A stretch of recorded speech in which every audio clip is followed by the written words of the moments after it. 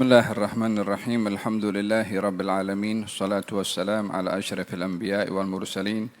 Sayyidina Muhammadin wa ala alihi wa sahbihi ajma'in. Wa ba'du, qala al-imam Ibn Athaillah As-Sakandari fi kitabih Al-Hikam yang ke-169, qala radhiyallahu anhu, inayatuhu fika la li syai'in minka wa aina kunta hina wajahatka inayatuhu وقابلتك رعايته لم يكن في أزله إخلاص أعمال ولا وجود أحوال بل لم يكن هناك إلا محض الإفضال وعظيم النوال. Perhatian Allah kepada kamu bukan disebabkan oleh kerana sesuatu yang kamu lakukan. Di manakah kamu saat Dia, Allah, memberi perhatiannya kepada kamu dan pemeliharaannya kepada kamu? Tidak ada ketika itu dalam azalnya Allah, dalam ilmu azalnya Allah, amal-amal yang ikhlas ataupun perbuatan-perbuatan hati yang telus. Bahkan yang ada pada ketika itu hanya semata-mata anugerah dan pemberian yang besar dari Allah. Kata-kata hikmah ini merujuk kepada seseorang dan hubungannya dengan amal perbuatannya kepada Allah Subhanahu wa taala. Ada orang yang dia beramal ibadah dan merasa bangga dengan amalnya, sehingga dia tertipu dengan amal perbuatan baiknya, dan ini ketergelinciran yang halus, yakni tidak disedari oleh ramai orang. Orang akan merasa tergelincir bila melakukan dosa-dosa yang nyata, tetapi sukar untuk menyadari bila tergelincir dengan kesalahan-kesalahan yang halus. Di antara kesalahan yang halus adalah merasa berjasa atau merasa layak untuk mendapat rahmat dari Allah karena amal perbuatannya. Merasa amalnya sudah banyak sehingga dia terjamin daripada azab dan rasa takut di hari kiamat. Perasaan seperti ini, ketergantungan kepada amal, adalah satu kesilapan yang halus bagi orang yang beramal kebaikan. Maka dalam kata-kata hikmah ini dikatakan perhatian Allah kepada kamu, yakni bila Allah ingin memberi rahmat, bila Allah ingin memberikan perhatiannya, bukan disebabkan oleh kerana perbuatan amal baik kamu. Yani Allah tidak tertakluk dengan perbuatan amal baik sesiapa.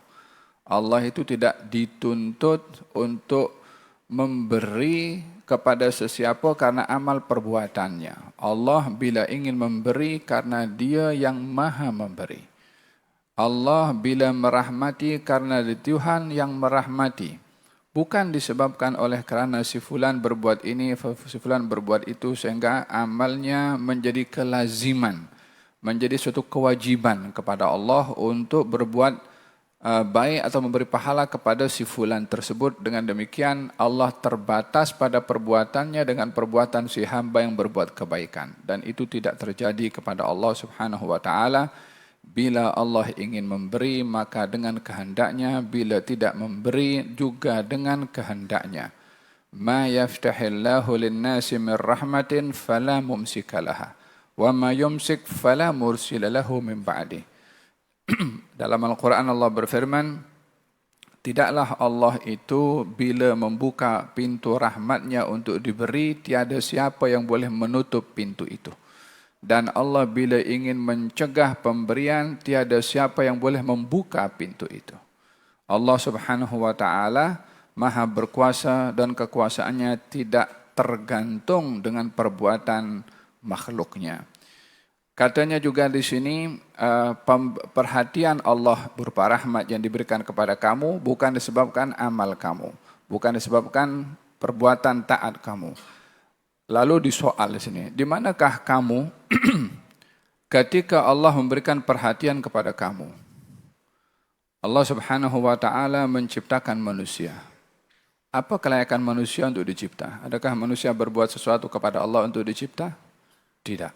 Bahkan tidak wujud pun.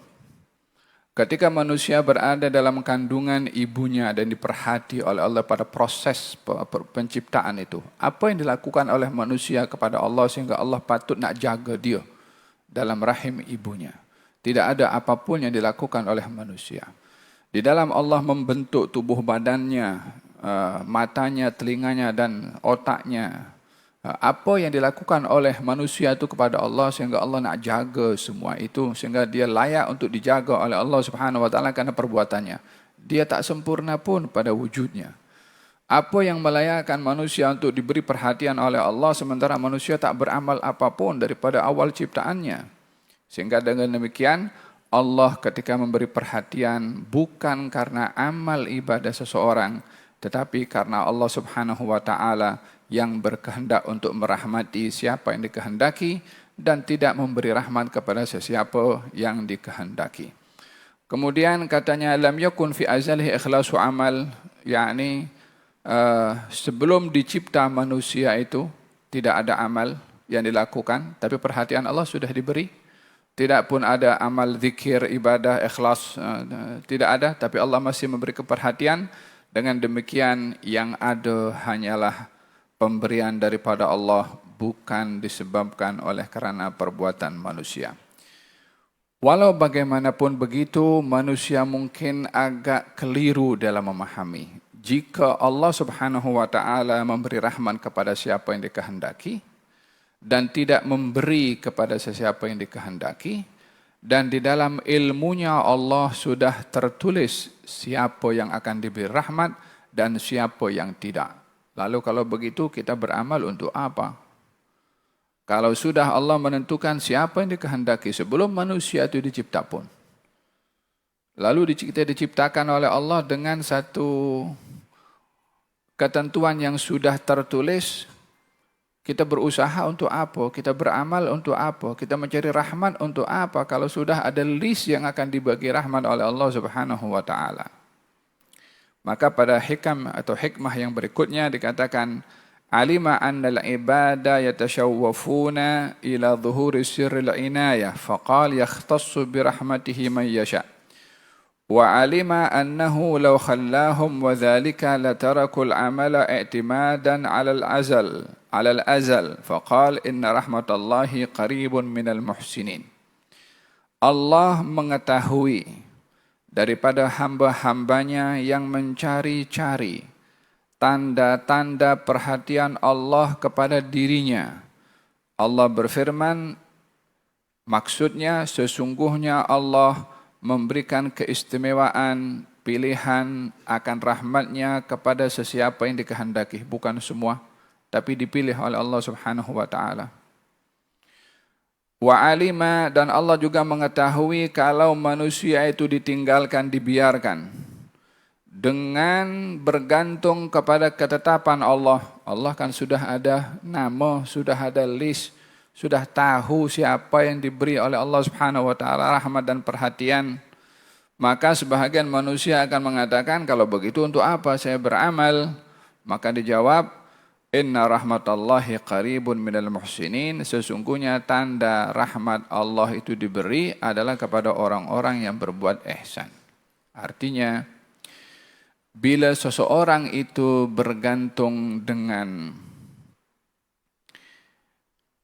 ilmu yang diketahui oleh Allah Subhanahu wa taala akan sesiapa yang diberi rahmat oleh Allah Subhanahu wa taala, lalu meninggalkan amal, maka ditegur oleh Allah.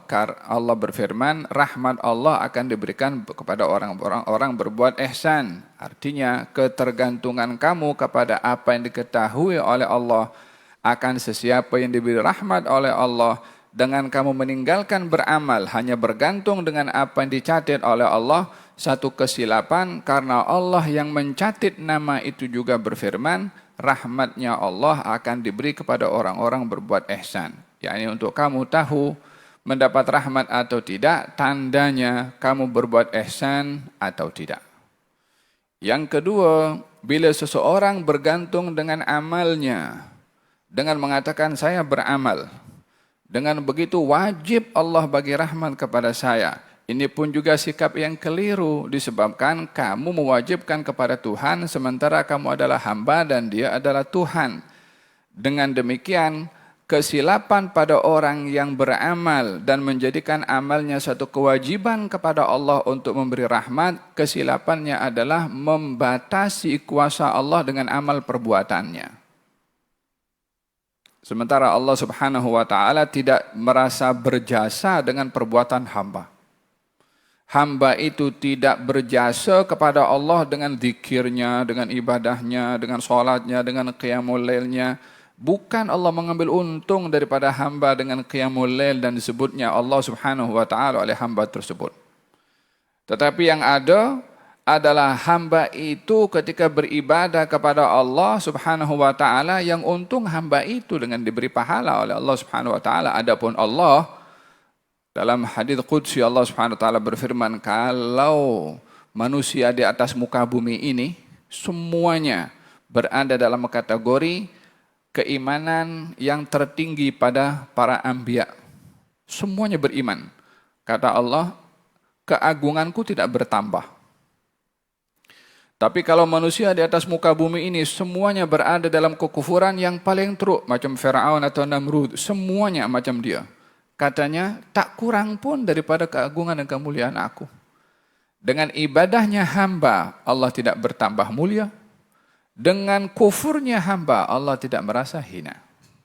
Allah adalah Allah, tidak tergantung dengan amal perbuatan hamba, amal baiknya atau sebaliknya. Dengan demikian, dalam kata-kata hikmah ini dikatakan, seseorang ketika beramal ibadah kepada Allah tidak boleh menjadikan amal ibadahnya satu kekangan kepada Allah untuk memberi kepada dia. Dia adalah Tuhan, terpulang kepada dia. Pada masa yang sama, tidaklah boleh orang itu bergantung kepada ketetapannya Allah. Allah sudah catat segala-galanya, saya tak perlu untuk beramal, bergantung kepada apa yang dicatat oleh Allah. Itu pun juga salah, karena Allah Subhanahu wa taala memberitahukan, rahmatnya aku akan beri kepada orang-orang yang berbuat ihsan. Jadi dengan kita beramal mengharapkan rahmat, bukan menjadikan amal mewajibkan Allah untuk memberi rahmat. Silapnya pada adab pada Allah, pada sopan santun kepada Allah Subhanahu wa taala dalam perbuatan amal baiknya. Faham dong? Walihada kita melihat di dalam beberapa contoh, didapati orang ada makhluk yang paling banyak beramal. Siapa makhluk paling banyak beramal? Iblis. Tetapi problem pada iblis adalah menjadikan amalnya itu layak dia mendapatkan perhatian dari Allah Subhanahu wa taala. Mewajibkan Allah untuk memberikan perhatian kepada dia. Apa sebab iblis itu ada bersama dengan malaikat di atas? Kalau bukan karena amalnya, silapnya tidak sopan pada Allah. Ketika diperintahkan sujud, dia mengatakan aku lebih baik daripada dia. Yakni dia melihat saya beramal lebih daripada Adam. Amal saya melayakkan saya lebih tinggi daripada dia. Ketika ditegur juga oleh Allah, dia pun juga lawan kepada Allah Subhanahu wa taala, padahal ibadah yang dia lakukan itu seharusnya untuk Allah dan dia kena ikut. Apa sebab ketergelinciran pada iblis? Bangga dengan amal dan melayakkan dirinya mendapat segala-galanya dengan amal, bukan dengan rahmatnya Allah taala.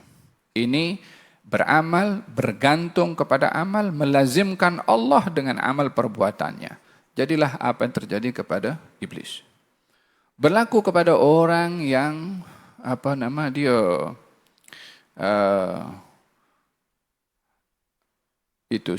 seorang yang dia naza di zaman Nabi SAW. Ditanya oleh baginda Rasulullah, bagaimana keadaanmu saat ini? Katanya, ya Rasulullah, saya takut akan dosa saya dan saya harapkan rahmat Tuhan saya. Dia sahabat, dia banyak amal, tapi dia mengatakan saya takut dosa dan saya mengharap rahmat. Kata Nabi, tidak berkumpul dua sifat ini kepada seseorang kecuali yang ia takutkan akan diamankan, yang ia harapkan akan diberi. Dia tidak mengatakan saya pasti masuk surga sebab saya sahabat, walaupun saya banyak beramal, tapi dia lebih fokus kepada mengharapkan rahmatnya Allah. Sebagai penutup, kata-kata atau sabda Nabi SAW, tidaklah seorang laisa ahadun minkum yadkhulu jannata bi'amalihi. Tak ada seorang pun daripada kamu ini yang masuk surga dengan amalnya. Setinggi mana, sebanyak mana. Tak ada, karena amal itu anugerah dari Allah. Kalau bukan Allah bagi hidayah untuk beramal, takkan pun dia beramal. Tak ada seorang yang masuk surga dengan amalnya. Sahabat tanya balik, engkau pun begitu ya Rasulullah? Kata Nabi, aku pun begitu. Ada Nabi, aku pun begitu. Maksudnya di sini jangan bergantung kepada amal. Jadikan amal itu umpan untuk mendapatkan rahmatnya Allah. Tapi Nabi bersabda, akan tetapi Allah sudah mendahulukan rahmatnya kepada aku untuk masuk syurga. Dengan demikian diberikan penghujung oleh Nabi. Hubungan amal dengan rahmat ini adalah rahmat jalan meraih amal, jalan untuk meraih rahmat, bukan amal penentu melazimkan kepada Allah untuk memberi.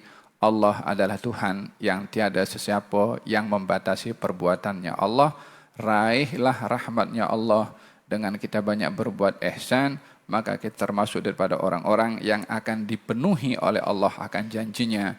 Inna rahmatallahi qaribun minal muhsinin. Sesungguhnya rahmat Allah adalah amat hampir kepada orang-orang yang berbuat ihsan. Wassallallahu alaihi wasallam Muhammadin wa ala alihi wasallam walhamdulillahi rabbil alamin.